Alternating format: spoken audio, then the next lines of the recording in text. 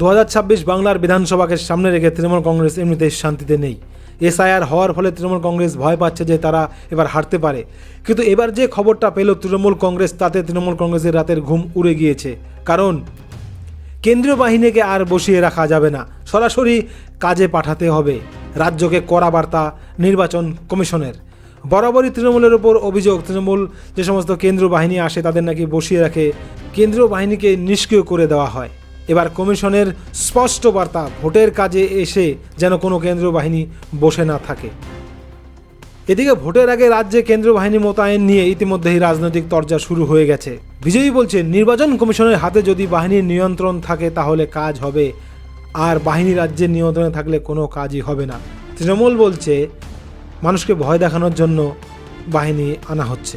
তো যাই হোক, কেন্দ্রীয় বাহিনীকে বসিয়ে রাখা যাবে না এ খবরে রীতিমতো বাংলার মানুষ খুশি, কিন্তু তৃণমূল দুঃখী।